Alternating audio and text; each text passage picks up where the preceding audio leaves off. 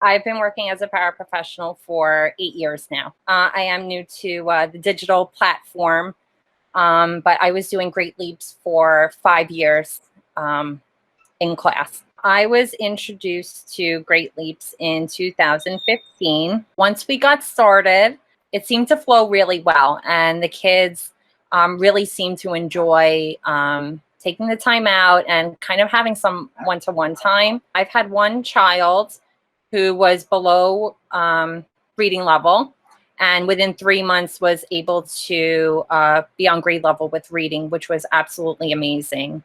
At Nice. first, there was some resistance, but I tried to make it as fun as I could, and I did use some positive reinforcements in our class.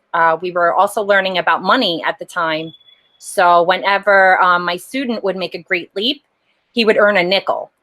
And at the end of the week, the kids were able to go shopping in our class store, and he was so excited that he had some extra money that he Some could cash saved up. that he could Nice. buy some extra things from the class store. So that was motivating to him to really work hard and to push and to make a great leap. And also, what I had learned, I went to a refresher course on the Great Leaps program, and some of the statistics that were given to us was about 30 million people in the United States alone have problems with reading, and also 1 in 4 children grows up not knowing how to read. So I find, or I think that Great Leaps would definitely be beneficial to everyone. I mean, anyone who's struggling with reading, it would definitely be a great program to get into.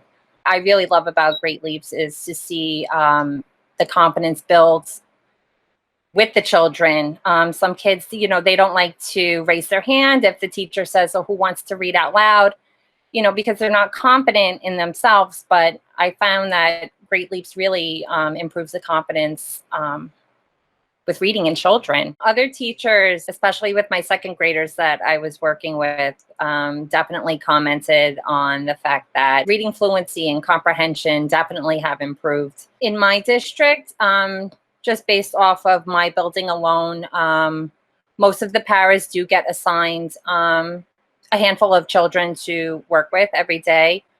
Usually there's a para in every classroom, so that para would work with those children in their classroom, and it seems to work out pretty well. The program should be no more than 15 minutes, and it seems to flow very nice. Everybody kind of has their own space to work, where it's quiet, which is important. You have to have it, no limited distractions. And I think, across the DOE, I have personally gone to other buildings and have trained fellow paraprofessionals on how to implement the program, which is great. And I've been available for anyone to reach out to me if they have any questions. So I've been a support for other paras in other schools in my building. And I think having space and quiet to be able to implement the program is really important. The less distractions, the better.